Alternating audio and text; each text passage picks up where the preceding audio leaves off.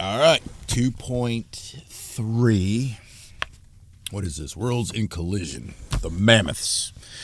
Northeast Siberia, which was not covered by ice in the Ice Age, conceals another enigma. The climate there has apparently changed drastically since the end of the Ice Age, and the yearly temperature has dropped many degrees below its previous level. Animals once lived in this region that do not live there now, and plants grew there that are unable to grow there now. The change must have occurred quite suddenly. The cause of this climasturas has not been explained. In this catastrophic change of climate and under mysterious circumstances, all the mammoths of Siberia perished. The mammoth belonged to the family of elephants. Its tusks were sometimes as much as 10 feet long. Its teeth were highly developed, and their density was greater than in any other stage in the evolution of the elephants. Apparently, they did not succumb to the struggle for survival as an unfit product of evolution. The extinction of the mammoth is thought to have coincided with the end of the last glacial period. Tusks of the mammoths have been found in large numbers in northeast Siberia. This well-preserved ivory has been an object of export to China and Europe ever since the Russian conquest of Serbia and was exploited in even earlier times. In modern times, the ivory market of the world still found its main source of supply in the tundras of northeast Siberia. In 1799, the frozen bodies of mammoths were found in these tundras. The corpses were well preserved, and the sledge dogs ate the flesh unharmed. The flesh is fibrous and marbled with fat and looks as fresh as well-frozen beef. What was the cause of their death and the extinction of their race? Cuvier wrote of the extinction of the mammoths. Repeated interruptions and retreats of the sea have neither all been slow nor gradual. On the contrary, most of the catastrophes which have occasioned them have been sudden, and this is especially easy to he proved with regard to the last of these catastrophes, that which, by a twofold motion, has inundated and afterwards laid dry our present continents, or at least a part of the land which forms them at the present day. In the northern region, it has left the carcasses of large quadrupeds which became enveloped in the ice and have thus been preserved even to our own times, with their skin, their hair, and their flesh. If they had not been frozen as soon as killed, they would have been decomposed by putrefaction. And on the other hand, this eternal frost could not previously have occupied the places in which they have been seized by it, for they could not have lived in such a temperature. It was therefore at one and the same moment that these animals were destroyed and the country which they inhabited became covered with ice. This event has been sudden, instantaneous, without any gradation, and what is so clearly demonstrated with respect to this last catastrophe is not less so with reference to those which have preceded it. The theory of repeated catastrophes annihilating life on this planet and repeated creations or restorations of life offered by Deluc and expanded by Cuvier did not convince the scientific world. Like Lamarck before Cuvier, Darwin after him thought that an exceedingly low evolutional process governs genetics and that there were no catastrophes interrupting this process of infinitesimal changes.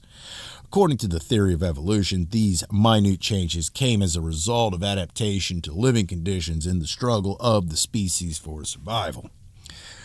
Like the theories of Lamarck and Darwin, which postulate slow changes in animals with tens of thousands of years required for a minute step in evolution, the geological theories of the 19th century and of the 20th century as well regard the geological processes as exceedingly slow and dependent on erosion by rain, wind, and tides. Darwin admitted that he was unable to find an explanation for the extermination of the mammoth, an animal better developed than the elephant which survived.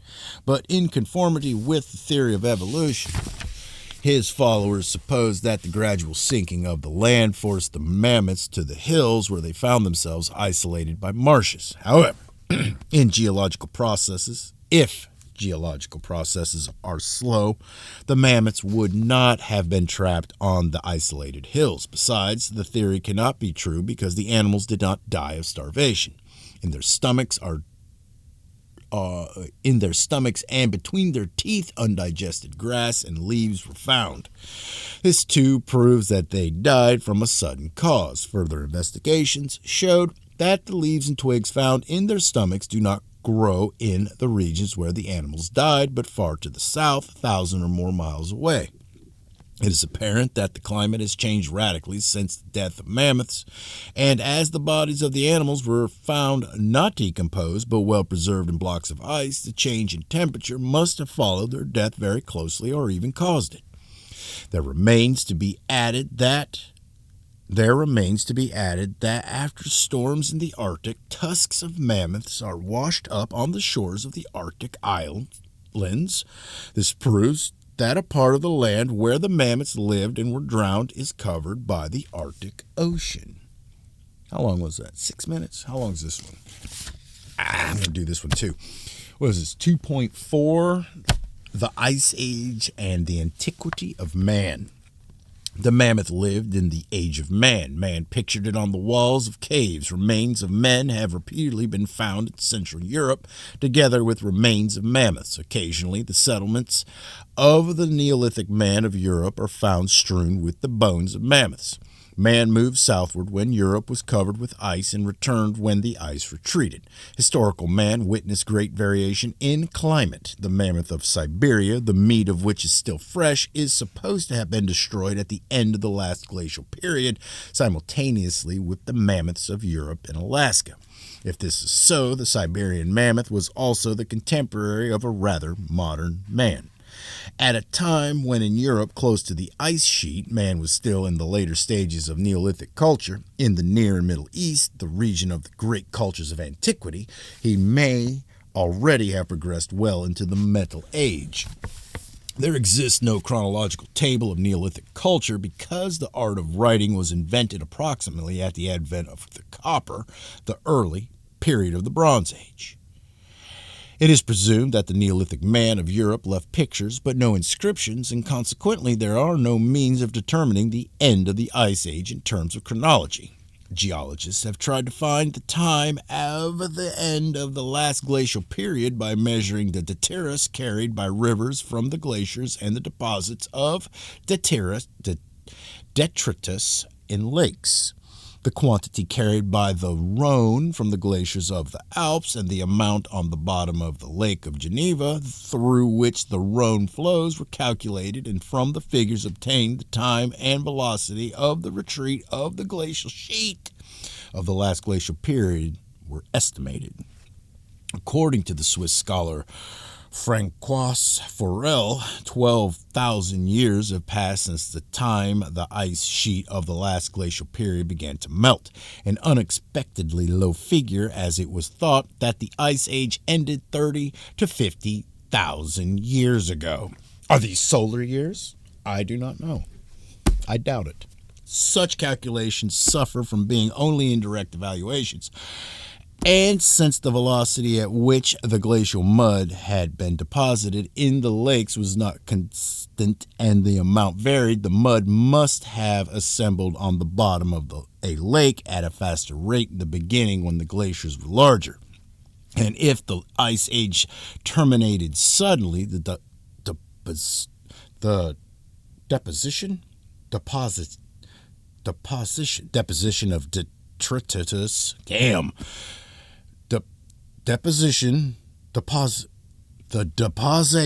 of detritus would have been much heavier at first, and there would be little analogy to the accumulation of detritus from the seasonal melting of snow in the Alps. Therefore, the time that has elapsed since the end of the last glacial period must have been even shorter than reckoned. Geologists regard the Great Lakes of America as having been formed at the end of the Ice Age when the continental glacier retreated and the depressions freed from the glacier became lakes. In the last 200 years, Niagara Falls has retreated from Lake Ontario toward Lake Erie at the rate of 5 feet annually, washing down the rocks of the bed of the falls. If this process has been going on at the same rate since the end of the last glacial period, about 7,000 years were needed to move Niagara Falls from the mouth of the gorge at Queenston to its present position. This assumption that the quantity of water moving through the gorge has been uniform since the end of the Ice Age is the basis of this calculation, and therefore it was concluded 7,000 years may constitute the maximum length of time since the birth of the falls. In the beginning, when immense masses of water were released by the retreat of the continental glacier, the rate of movement of Niagara Falls must have been much more rapid. The time estimate may need significant reduction and is sometimes lowered to 5,000 years. The erosion of sedimentation on the shores and the bottom of Lake Michigan also suggests a lapse of time counted in thousands, but not in tens of thousands of years. Also, the result of paleontological research in America carries evidence which constitutes a guarantee that before the last period of glaciation, modern man in the form of that highly developed race, the American Indian, was living on the eastern seaboard of North America, a Keith. It is assumed that with the advent of the last glacial period, the Indians retreated southward, returning to the north when the ice uncovered the ground and when the Great Lakes emerged. The basin of the St. Lawrence was formed, and Niagara Falls began its retreat toward Lake Erie. If the end of the last glacial period occurred only a few thousand years ago in historical times, or at a time when the art of writing may have been already employed in the centers of ancient civilization, the records written in rocks by nature and the records written by man must give a coordinated picture. Let us, therefore, investigate the traditions and the literary records of ancient man and compare them with the records of nature.